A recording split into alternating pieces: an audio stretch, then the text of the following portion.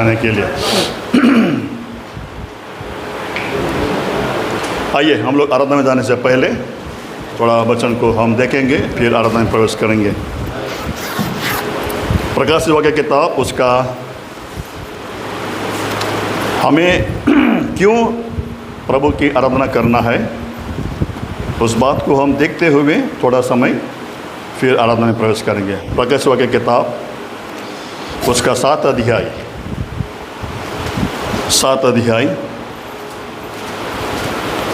उसका 9 और 10 वचन को पढ़ेंगे।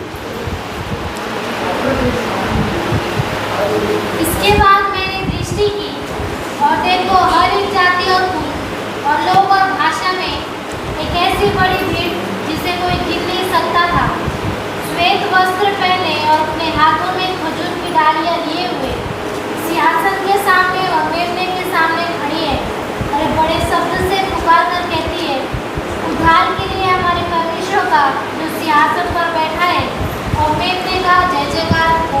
अब जब भी कभी आराधना आप करते हो, प्रभु का आराधना करते हो, प्रार्थना नहीं है, आराधना। प्रार्थना आराधना में फर्क है। प्रार्थना क्या है? हम प्रभु से मांगते हैं, प्रभु मुझे वो चाहिए, ये चाहिए। आराधना क्या है? हम प्रभु को धन्यवाद देना है।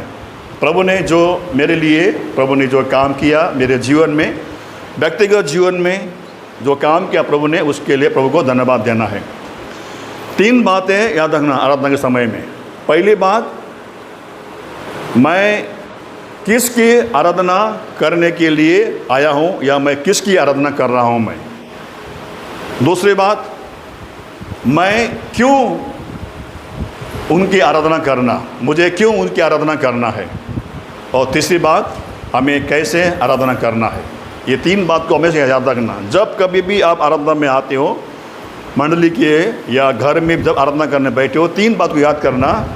मैं किस परमेश्वर की आराधना करने के लिए आया हूँ, उसकी आराधना मुझे क्यों करना है और उसकी आराधना मुझे कैसे करना है। ये 3 बात को हमेशा ध्यान रखना।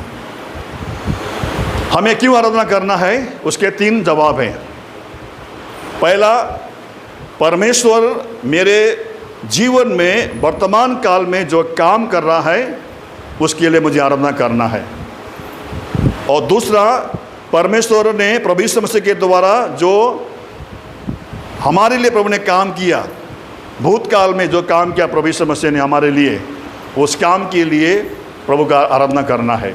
और तीसरा, हमें आराधना करना है भविष्य काल में मुझे प्रभु क्या देने वाला है, मुझे क्या बनाने वाला है, उसको याद करते हुए आराधना करना है। सिंपल सी बात है।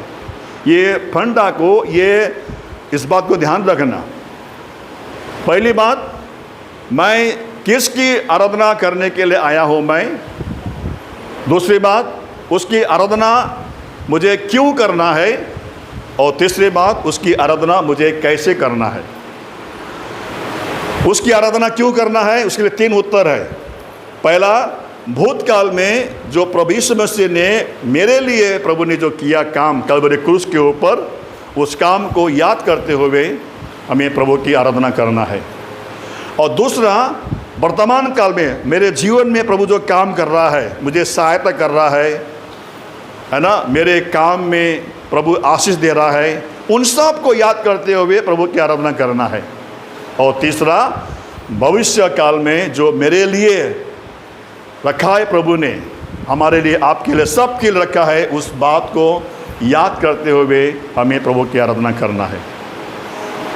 ये बात कभी नहीं भूलना। ये बात वापस यूट्यूब में आएगा, उसको ध्यान करें, उसको ध्यान रखना उसको। ये बात को आज हम देखेंगे। यहाँ पर हमने पढ़ा 7 अध्याय का 9 और 10 पद के अंदर, यहाँ पर एक बड़ा सा भीड़ यहाँ पर लगा हुआ है।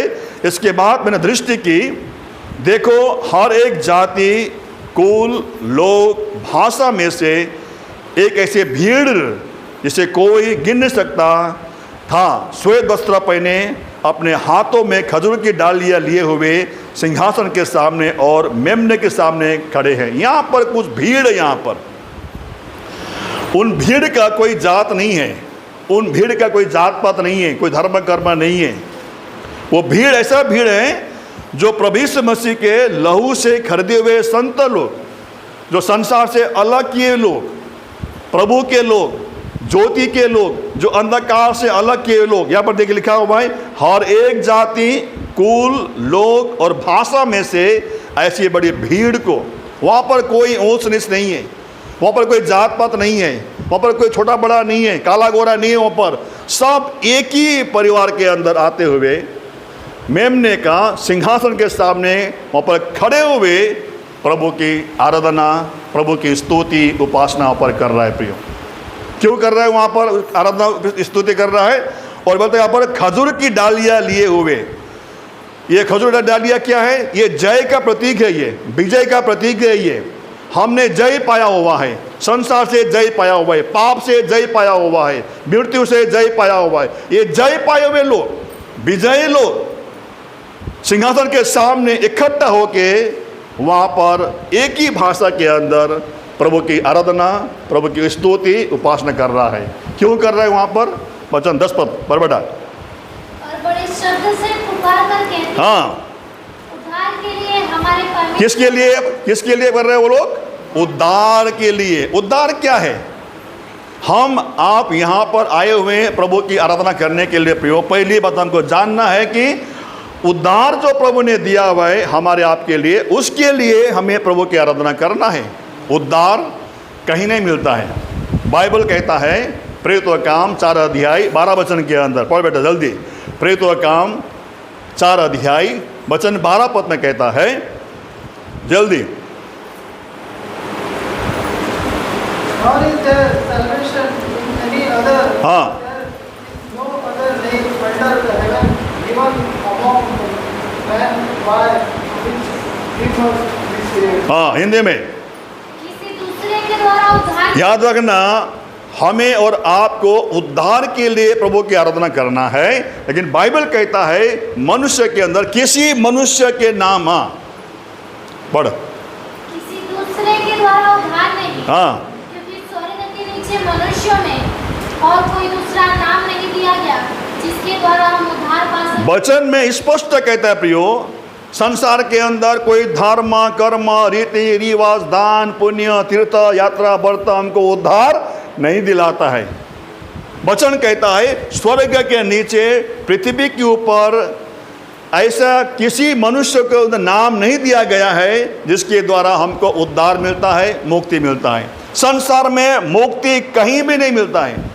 धर्म कर्म करने से, रीति रिवाज करने से, दान पुण्य करने से, गाय को चारा खिलाने से, कबूतर को दाना डालने से, गंगा में डुबकी लगाने से हमको आपको उद्धार और मुक्ति नहीं मिलता है। वचन कहता है ये स्वर्ग के नीचे, पृथ्वी के ऊपर किसी के ऊपर किसी को अधिकार नहीं दिया गया उद्धार देने के लिए। उद्धार किसका है? उद्धार यहोवा ही का है। क्या लिखा है मालूम आपको? उद्धार केवल यहोवा परमेश्वर का ही है। उद्धार केवल यहोवा परमेश्वर ही दे सकता है। और उद्धार केवल, मुक्ति केवल हमको सृष्टिकर्ता परमेश्वर है, हमको आपको दे सकता है। प्रिय भाई बहनों, इसलिए यहाँ पर कहता है जो उद्धार हमने पाया हुआ है, जो मुक्ति हमने पाया हुआ है, उसके लिए हमको आपको प्रभु की आराधना करना है। प्रिय भाई, संसार के लोग आज उद्धार पाने के लिए, मुक्ति पाने के लिए क्या नहीं करते? वो लोग, आपको मालूम होगा, आपको वो लोग अपना पैसा खर्च करते हैं, अपना समय खर्च करते हैं, अपना स्वास्थ्य वो खराब करते हैं। कोई हिमालय में जाके बैठ जाते हैं, कोई यात्रा करते हैं, कोई खाली नंगे पांव चलते हैं, कोई अपने शरीर को दुख देते हैं। ये तमाम बातें करता है वो लोग। क्यों करता है? कारण एक ही है, मुक्ति चाहिए, उद्धार चाहिए, शांति चाहिए, और मरने के बाद में मेरी आत्मा को शांति मिलना चाहिए, या मेरी आत्मा को पीस मिलना चाहिए। मगर बाइबल कहता है हमारे धर्म, कर्म, रीति रिवाज, दान पुण्य, तीर्थ व्रत, यात्रा हमको आपको मुक्ति नहीं देते हैं। मुक्ति कहाँ मिलता है? उद्धार केवल, मुक्ति केवल परमेश्वर यहोवा ही का है, और दूसरा कोई हमको उद्धार नहीं दे सकता है। इसलिए यहाँ पर कहता है हमें और आपको उद्धार देने के लिए, जो हमने उद्धार पाया हुआ है, मुक्ति पाया हुआ है, उसके लिए हमें प्रभु की आराधना करना है। हमने मुक्ति कैसे मिला? हमको उद्धार कैसे मिला? आपने कोई दाम चुकाया क्या? पैसा दिया क्या आपने? बताइए, आपने पैसा दिया, आपने किसी पास्टर को पैसा दिया आपने उद्धार पाने के लिए? दबो भाई, उद्धार कैसे पाया हमने? रोमे की किताब 10 अध्याय 9 वचन। रोमे की किताब 10 अध्याय 9 वचन। बुक, हाँ, कि यदि तू अपने मुंह से यीशु को प्रभु जानकर अंगीकार करे, हाँ, और अपने मन में विश्वास करे, हाँ, कि परमेश्वर ने उसे मरे हुओं में से जिलाया, हाँ। तो तू निश्चय उद्धार ओ प्रियो, हमने उद्धार पाने के लिए कुछ नहीं किया, हमने कुछ नहीं दिया, हमने ना पैसा दिया, ना दौलत दिया, ना समय दिया, कुछ नहीं दिया। हमने क्या किया? बाइबल कहता है उद्धार पाने के लिए हमने दो ही काम किया। पहला काम क्या किया? हमने विश्वास किया कि परमेश्वर का पुत्र प्रभु यीशु मसीह इस जगत संसार के अंदर मानव रूप लेके आया हमें और आपको बचाने के लिए, पहली बात। दूसरा क्या किया? हमने ये कबूल किया, हमने ये मान लिया कि हे प्रभु, मैं पापी हूँ, मेरे पाप को क्षमा कीजिए। मैं अपने पाप को मान लेता हूँ, कबूल करता हूँ प्रभु जी अपने पापों को मैं, और मेरे पाप को आपके लहू से जो क्रूस पर आपने बहाया, उस लहू से मेरे पापों को धोइए। ये दो ही का हमने किया प्रिय भाई। उद्धार पाने के लिए, मुक्ति पाने के लिए यही दो ही का हमने किया। पहला काम क्या किया? हमने विश्वास किया। किसको विश्वास किया? हमारे प्रभु यीशु मसीह पर, कि वो प्रभु यीशु मसीह हमारे पापों के लिए संसार में आया, हमारे लिए मारा गया, गाड़ा गया और 3 दिन में जी उठा करके हमने विश्वास किया। दूसरा क्या किया? हमने अपने पापों को कबूल किया, पापों को मान लिया। हे प्रभु, मैं पापी हूँ, मुझ पापी पर दया कीजिए, और मेरे पापों को मान लेता हूँ प्रभु जी, मैं मेरे पापों को आपके लहू से मुझे ढांप दीजिए, शुद्ध कीजिए, पवित्र कीजिए। जिस दिन मैंने प्रार्थना किया उसी दिन मैंने उद्धार पाया है, मुक्ति पाया हो भाई। आपने कब पाया मुझे मालूम नहीं है। मैंने 26 सितंबर 1986 को मैंने उद्धार पाया हो भाई। ऐसे ही प्रार्थना किया मैंने। कितना? 26 सितंबर 1986। कितना साल हो गया? पढ़ने वाले पढ़न, जो पढ़ने वाले यहाँ पर कोई पढ़ने वाले, कितना साल हो गया? हाँ, 26 सितंबर 1986 को मैंने उद्धार पाया। कितना साल हो गया? 86। हाँ, 49 ईयर्स हो गया प्रिय भाई। कोई दाम मैंने ऐसे ही प्रार्थना आपने भी किया होगा एक दिन, है ना? आपने क्या पाया? उद्धार पाया, मुक्ति पाया, जीवन पाया। उसी दिन से मेरा जीवन में क्या हो गया? परिवर्तन हो गया। अंधकार में था मैं, अद्भुत ज्योति में लेके आया। मैं खड्डे में था, मैं पाप के दलदल में था, मैंने प्रभु ने मुझे उठा के मुझे अपने पास लेके आया हुआ। यही तो उद्धार है, मुक्ति है। इसी मुक्ति जो हमने पाया, ये उद्धार जो पाया हुआ है, बिना मूल्य चुकाए, बिना दाम दिए। आपने कुछ दाम चुकाए संताराम भाई? क्या किया आपने? प्रार्थना की, हे प्रभु, मैं पापी हूँ, मुझ पापी पर दया कर। जिस दिन हमने प्रार्थना किया, क्या हो गया? देखिए, पहला यूहन्ना की किताब 1 अध्याय 7 वचन। पहला यूहन्ना की किताब 1 अध्याय वचन 7 पद में क्या हो गया? जल्दी पढ़ो, बराबर पढ़ो, हिंदी में पढ़ो। पर यदि जैसा वह ज्योति में है, हाँ, वैसे हम भी ज्योति में चले, हाँ, तो एक दूसरे से सहभागिता रखते हैं, हाँ। और उसके पुत्र यीशु का लहू ओ हमेशा पापों प्रियो, यही तो काम है उद्धार का काम। उसके पुत्र प्रभु यीशु मसीह का लहू हमारे सब पापों से क्या किया है? शुद्ध किया। एक नहीं, दो नहीं, तीन नहीं, सब पाप, जो भी मैंने पाप किया था प्रियो, उन सब पापों को यीशु मसीह के लहू ने क्या किया? ढांप दिया, हमें क्षमा कर दिया, हमारे पापों को धो दिया, हमें शुद्ध किया, पवित्र किया, और हमने क्या पाया? उद्धार पाया हो भाई। और यहाँ कहता है, देखिए वचन 10 पद में, प्रकाशित की किताब 7 अध्याय 10 पद में, और बड़े शब्द से पुकार कर कहते हैं कि उद्धार के लिए हमारे परमेश्वर के सिंहासन में बैठा है, मैंने कहा जय जयकार हो। यहाँ पर बहुत सारे लोग इकट्ठा होके जो उद्धार प्रभु ने दिया हुआ है, जो मुक्ति प्रभु ने दिया हुआ है, उस बात के लिए, उस मेमने का, प्रभु यीशु मसीह का, परमेश्वर का वहाँ पर क्या कर रहे हैं? वो लोग जय जयकार करते हैं, उनको क्या कर रहे हैं? आराधना कर रहे हैं। यही आराधना करने के लिए हम और आप यहाँ पर आए। हमें कोई प्रार्थना नहीं करना है। मैं बार बार कहता हूँ, प्रार्थना नहीं करना है, मांगना नहीं है। प्रभु से आज हमको मांगना नहीं है, प्रभु को क्या करना है? धन्यवाद देना है।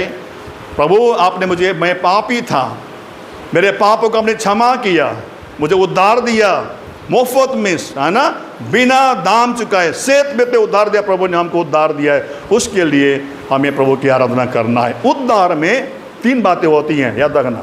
उद्धार के अंदर 3 बातें होती है। पहला का हम पढ़ेंगे एजेकियल की किताब 18 अध्याय 4 वचन, बुक ऑफ एजेकियल 18 अध्याय उसका 4। उद्धार का मतलब क्या है?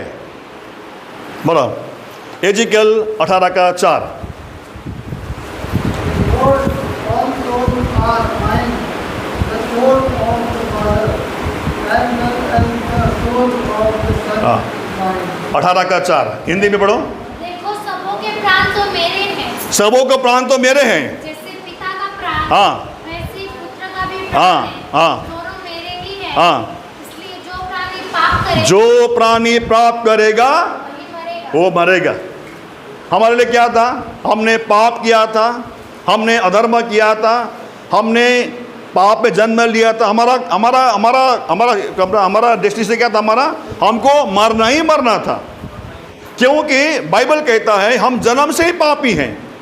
माँ के गर्भ में हम जब पहले वहाँ से हम पाप में जन्म लेते हैं, पाप करते हैं, पाप में बढ़ते हैं, पाप को पानी से हम पीते हैं, हमारा जीवन था ऐसा। वचन कहता है अगर हमारे प्रभु यीशु मसीह ने हमको उद्धार नहीं दिया होता तो हमारा क्या है? मरना निश्चय था। शरीर में मरना, आत्मा में मरना, दोनों मरण। याद रखना प्रियो, हर एक इंसान का 2 मृत्यु है, 2। इसको नहीं बोलना आप। हर एक इंसान का 2 मृत्यु है। पहला मृत्यु किसका है? ये शरीर का मृत्यु है। जो मैं बोलता हूँ ना, ये क्या है? आत्मा एक बार निकल गया आत्मा तो क्या हो गया? शरीर ये क्या हो गया? ये अब बोलो ना, नहीं मरने वाला आप लोग क्या? आप लोग नहीं मरने वाले हो क्या? एक बार जब आत्मा निकल गया, मैं जो बोल रहा हूँ निकल गया, ये क्या है? ये मिट्टी है, ये है ना पार्वती बहन? ये क्या है? मिट्टी के नहीं है, सोना है ये। हाँ, मिट्टी एक सोना है, मिट्टी है ना ये। एक बार जब आत्मा निकल गया, ये मिट्टी है। कब तक रखोगे इसको आप? कब तक रखोगे घर में मरने के बाद में? 1 दिन, 2 दिन, 3 दिन, कितना रखोगे? हाँ, 1-2 घंटा दिन। बाद में क्या बोलेगा? अरे नहीं लेगा, अभी बास मारेगा, लेके जाओ बोलेगा, है ना। ये क्योंकि ये मिट्टी है। ये एक बार आत्मा निकल गया, ये मिट्टी है, इसको मिट्टी में डालना ही है। दूसरा मृत्यु है वो आत्मा का मृत्यु है। ये दोनों मृत्यु से प्रभु ने हमको क्या किया है? बचाया है। यहाँ पर लिखा हुआ है जो प्राणी पाप करेगा वो क्या होगा? मर जाएगा, वो नष्ट होगा। उद्धार का मतलब है हमें और आपको हमारे पापों को क्षमा करके प्रभु ने हमको दोष मुक्त किया। हमको अभी हमें क्या कर रहे हैं? हमारी आत्मा का मृत्यु नहीं होगा। हमारे आत्मा ने क्या पाया? उद्धार पाया है। तो इसीलिए हमारे आत्मा ने क्या पाया? उद्धार पाया, उसको दोष मुक्त हो गया। हमारा जो दोष था, हमारा जो हमारे पर लगाया दोष था, जो आरोप था, अधर्म था, पाप था, उन सब को प्रभु के लहू ने क्या किया? मिटा दिया। हम क्या किया? दोष मुक्त किया हुआ है। इसलिए पढ़ो रोमियो की किताब, रोमियो की किताब।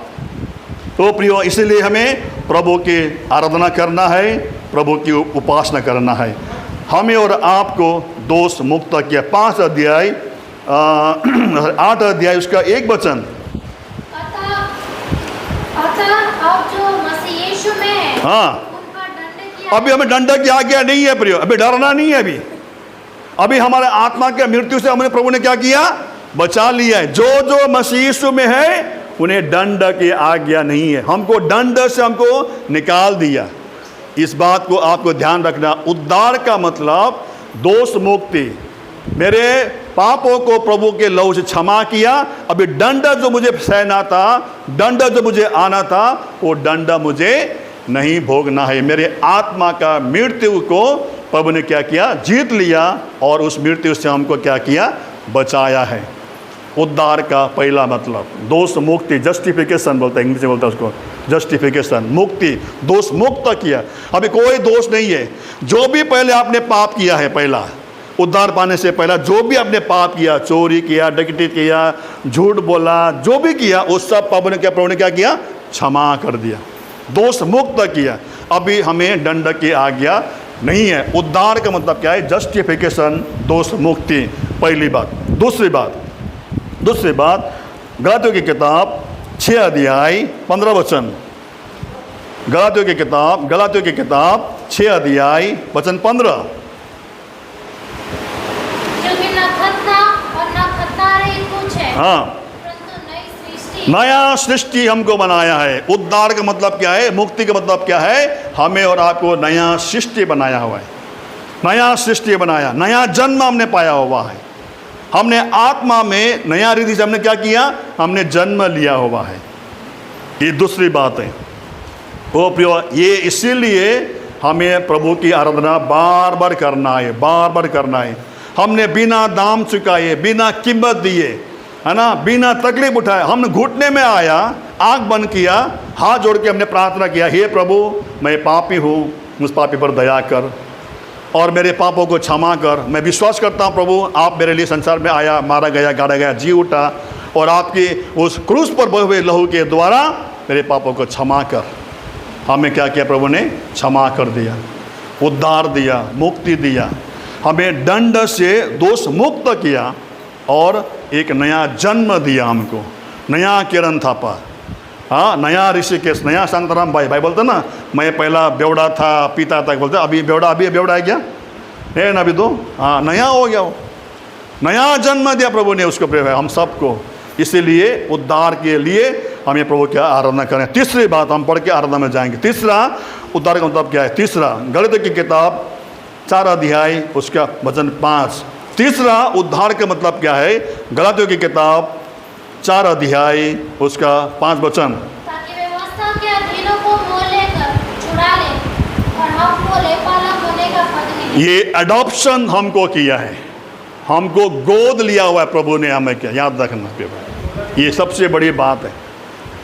हम और आप, हमारा एक आइडेंटिटी संसार के अंदर वो है अन्य जाति लोग, हम लोग हैं, जेंटाइल बोलते हैं इसको, जेंटाइल, अन्य जाति। हमें इस बाइबल में हमारा कोई भाग नहीं था, इजराइल में हमारा कोई भाग नहीं था। हम बाहर के लोग हैं, हम बाहरी हैं, हम परदेशी हैं, अन्य जाति लोग हम लोग हैं। इजराइल में हमको कोई भाग नहीं था। याद रखना हमको, इजराइल कौन है? इजराइल जो है परमेश्वर का अपना चुने हुए वंश है, उनका पुत्र है इजराइल जो है। इसको याद रखना। इजराइल है ना देश, मालूम है इजराइल हम कहाँ पर सुना है कि नहीं सुना? इजराइल वो लोग कौन है? वो लोग परमेश्वर का वंश है, परमेश्वर का नीच प्रजा है, वो चुने हुए लोग हैं वो लोग। उसमें हमारा कोई भाग नहीं था क्योंकि हम अन्य जाति थे, हम बाहर के लोग थे हम लोग। लेकिन क्या किया प्रभु यीशु मसीह ने? प्रभु यीशु मसीह क्या किया? हमको गोद लिया है। हमको प्रभु ने गोद लेके इजराइलियों के भाग में हमको भाग दिया हुआ है। इस बात को कभी नहीं भूलना। एक परिवार के अंदर मान लीजिए एक कोई धनी परिवार है, कोई धनी एक परिवार है, उसका 3 बेटा है, 2 बेटी हैं, बहुत पैसा वाला है। उसने क्या किया? उसने एक बच्चे को गोद में ले लिया। उसने एक बच्चे को, जो उसका बेटा नहीं है, एक अनाथालय जाके उसने एक बच्चे को उसने क्या किया? गोद लिया। गोद लिखने में गवर्नमेंट से लिखा पढ़ी होता है, याद रखना बाप, लिखा पढ़ी होता है। जब उस धनवान सेठ ने उनके 5 बच्चे होते हुए भी एक बच्चे को उसने गोद लिया।